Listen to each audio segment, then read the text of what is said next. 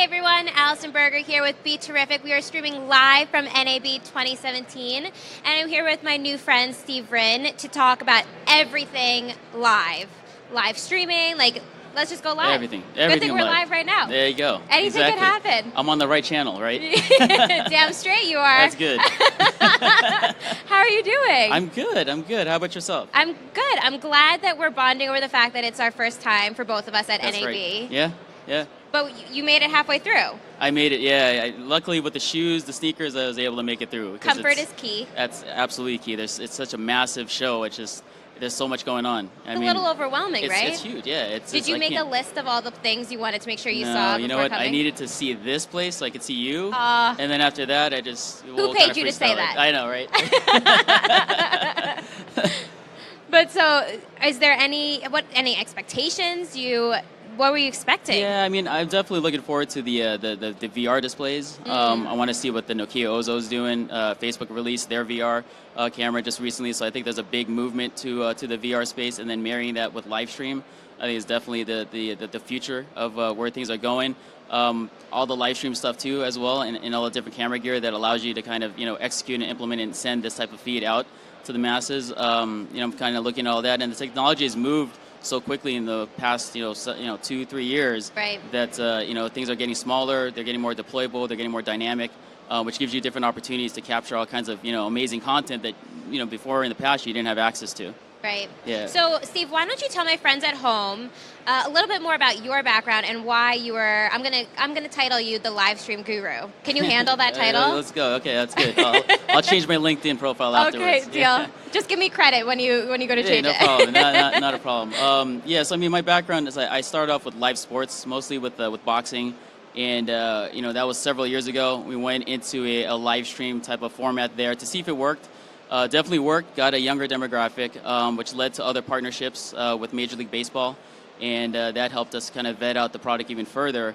And then further seeing kind of the power of being able to broadcast online was a big thing for me. And fortunately enough, within the past probably year now, with YouTube Live and Facebook Live, everybody kind of understands what live stream is all about, and using that medium to share your ideals has been commonplace. So now you can have a mobile device, a tablet, and literally you get a notification like a text message, and it's as easy as just clicking on that message, but now it's a live feed. So I think the opportunity is everybody wants to be first to share that information in real time, and the challenges in the past were bandwidth issues or just the complexity of being able to go live.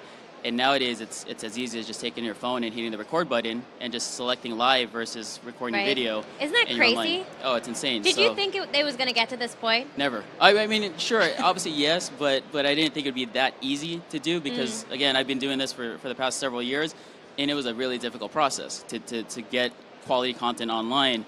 And now with just mobile devices alone, just your phone itself, you could be a live broadcast station. And there's a lot of power in that. I mean, you can now bring your content to the masses and build your brand as just a general person. So I think there's a lot of, and that's where the opportunity lies. There's a lot of creative people that are out there that don't get seen because there's other people that kind of control who gets seen on linear programming. But with digital programming, everybody has a voice. But that's almost like a double-edged sword, right? Yeah. Because now it's anyone, just open to everybody. Anyone has a chance. Yeah, which it is a double-edged sword, but I think, in terms of viewership, there's a lot of people that they have particular preferences, and if you're looking for that, you can find it now. Whereas if it was kind of just stuck on the linear platforms, then you're kind of being told what you can and can't watch based on the people that have the powers that be to make the decisions on what content is shared. And nowadays, now you're able to, if you are into, water polo sports, or you want to look at bowling, or you want to figure out how to sew, and things like that, you can find that content. Obviously, there's other stuff that you can find there too, but that's just the web. You know? Yeah. But do you think there's still some hurdles that live streaming needs to get over to get to best quality, or do you think they've gotten there? I mean, that's a good question. I think they're starting to get there now. I mean, I know companies like LiveView. Shout out to LiveView. They're doing 4K streams, right? They're going to give us the ability to do VR content eventually in a live stream format. So I think what really is the more or less the main question is, now that you have the ability to deliver your content to the masses, is how good of a storyteller are you? So just because you can go online doesn't mean that content is compelling enough Right. to be seen online. But I think with that platform, it pushes the envelope to be as creative as you want to be, and other people that kind of raise the bar to make sure, hey, you know what, I want to do it a little bit differently than this person. And I think technology it's good enough. I mean, on small devices, you don't need the crazy bandwidth that a large OLED screen would need. And a lot of especially nowadays, a lot of people consume a lot of their content on 4 to 7-inch devices. It's kind of the norm. So it's more or less the content. Content is king. So how are you doing as your storytelling? I'm okay. You're right? Yeah. I think what I have connections with is it's just I have topics within different industries, and I think we spoke earlier. The cannabis industry. I've got the music industry, news industry, as well as sports. So I think all of those main key categories are big components that can be utilized, and then if you get the right type of people involved to tell those stories, and that's basically tastemakers and influencers. Easily you can go to YouTube, Instagram, Vine, find these guys that are telling these stories that are credible, and engage them and say, hey, you know what, come to my event and do what you do. I'm not going to give you a script. I don't want you to do this. I don't want you. Just be you and share it on your platform. And I think that's the best, most authentic way to approach it. And then there's obviously the storytelling that you want to, if you want to really deliver a message, you can craft that in a way to kind of supplement the organic storytelling that comes along with each event. It's kind of cool, like where it can take you. Because you were just telling me how you don't really like to fly. Right. And you had your boxing team going out to New York. Correct. And you were able to be a part of the experience. Yes. I mean, it's and that's what I'm saying. I think technology, live streaming, it's just there's so many applications for it. And in my application, it was to be able to watch an event live, even if that event wasn't being televised, and there was a way to do it. And then again, fast forward to now. It's grown so much that you could do so many things with it that people are just literally, there's a bunch of people here that are broadcasting live. Right. You could go to a boxing event, you can go to a football match, and they're broadcasting live. Live streaming has gotten rid of FOMO. Yeah, exactly. It's gone. You cannot have the fear of missing out on anything anymore. Yeah. I don't know, but honestly, I don't know if that's a good or a bad thing. I was reading how, with all virtual reality that's coming out, it's like, if you can dream it, you can get there. Sure. You can experience these things. Right. FOMO doesn't exist because you can experience it in some facet, in some medium. But then are you losing that real, let's say I've never been to Rome, and I really want to see Rome, but I'm watching someone's live stream of being there. Yeah. Am I living through their moment and taking that away from what I might want to experience one day? Sure. Or does this make it okay? No, I don't. This I is don't know the taste. Yeah, I don't know if it makes it okay, but I think in a sense it helps to promote and give you that experience that you might otherwise miss out on. It might even allow you to motivate yourself to go to Rome eventually. Right, a good application is, we do a lot of things with music festivals where a lot of people can't go out to Coachella, or they can't go out to music festivals that are on the West Coast or the East Coast, or just in North America in general. And they're able to tap into that and feel that experience and get that vibe. So I think when that happens, it perpetuates the whole, fact that, hey, you know what, I'm going to make this a reality for myself. Because if I had this much fun, living it through a virtual sense, Right. I want to really experience the reality to it, and there's just some components where you can't experience some things, and being able to do it in a virtual setting and getting that online through this amazing medium kind of builds that opportunity because it's all about experiences. And I think as the storytelling gets better and technology gets better, and then the engagement and the immersion in that technology gets better, that experience will improve to a point where, yeah, you haven't been to Rome, but you definitely know now you want to go to Rome because you lived it through somebody else's eyes, but you want to experience it for yourself. So It's almost like, you could look at it both ways, but It's I think a fair response. Yeah, I think it gives you opportunities to experience other things to further solidify, hey, you know what, I haven't gone to Rome yet, why not? And you're looking through this other person's eyes and you're watching it in a VR setting, that might prompt you to be like, I'm going to go because this is such an amazing thing, and I want to experience it for myself. It's kind of taking away the idea of it's just in the movies that this happens. Right. It's Yeah. an actual person going somewhere and seeing it rather than, are they really in Rome, or is that like a TV set? Yeah, exactly. Yeah, you're actually experiencing, and then again, you're well about it. It's based on the experience. And I think that's what these online mediums are helping people do is experience things, and it's all happening in real time.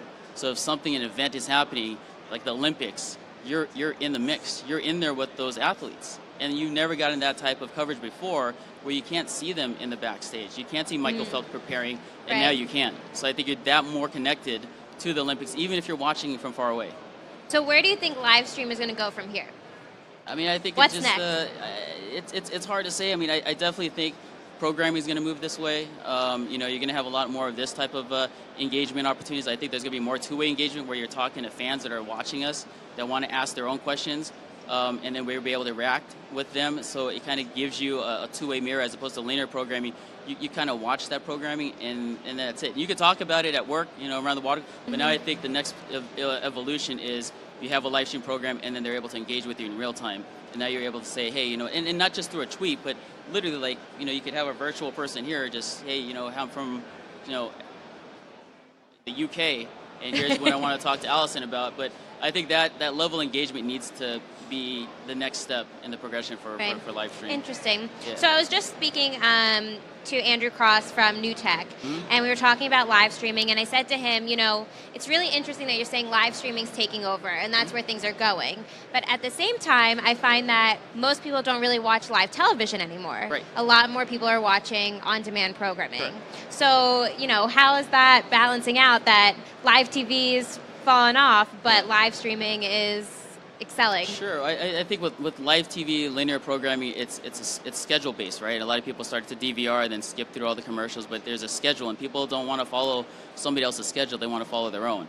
And so with live stream, what happens is just in the middle of your day, you'll receive a notification, and the notification is being received because you wanted to subscribe to that person's channel. So you're genuinely interested in what this person or what this content is that's going to be displayed to you, and you engage it. Now, the other thing with live stream is usually live streams don't last for more than 30 minutes, you know, like usually they're like 2-minute clips, right. So 5 minutes. So that level of consumption is a lot easier to digest because a lot of people have busy lives. I mean, if you look at this conference, everybody's got their own thing that they're doing, but if you do a live stream feed, you might be able to capture somebody for the 1 minute that they might be waiting for something or that they're walking down the hallway. Whereas programming on linear TV just requires a lot of, you know, scheduling, and I think that's why that's fallen off and live stream has taken over. So for one, I've noticed that you don't work very hard during the day since you're able to stop to watch a live feed. Don't tell anybody. It'll be our little secret. Yeah. But it's very interesting. And so do you think, I've seen this happen with influencers where they, you know, they make a notification or they announce to their followers, I'm going to be going live at this time. Sure. So how does that play a part in what you were just saying, that like you just get a notification they're live? Right. Does that change the audience if they announce that they're going to be going live at this time, or if it's just I think spontaneous? Sure, you know, I think they can attack it both ways, and I think once they've established a certain brand, then they like to announce to let people know that you know that they're going to go online. And you know, I think again, it boils back to the fact that I subscribe to you for a reason because I want to watch that content. So when they do that, it's a promotional skill set, you know, and there's nothing wrong with that per se. But the good thing is, not everybody's going to tune in. You know, they get a percentage of people that are following them to tune in, and then after the fact, it goes on to video on demand. And on the video on demand, then it just goes into normal scheduling that we're all used to. But I think it's just that live component that somebody's live right here, right now. They kind of want to see because they want to be the first people to watch that content. Right. It's almost like an exclusive right for them. Like, oh, you know what? I was notified personally, like a friend. And that's, I think, the thing with all social media. You know, these guys relate to these people that they've never met before over social media, and they become these influencers because they're able to connect with these people almost like a friend, right? And now with live stream, it just makes that message even stronger because it's not just a pre-made video or an image or a text. It's actually them live. It's raw. Like if they mess up, it's going to be on the camera. That's what people are looking to watch, to see. Well, I'm glad that we're now friends so that I can check to make sure that you're watching the next time I go live. Definitely, we will. I will be watching, don't worry. Well, Steve, thanks so much for hanging out with me and informing about all things live streaming. Absolutely. And I hope you enjoy the rest of your first time at NAB. I will. I'll start live streaming after this, and maybe you can live stream your feed, and we'll watch each other's Okay, feeds. deal. All right. I like how that sounds. Okay, sounds good. All right, my friends, thanks so much. And we're live from NAB 2017, and we'll see you soon.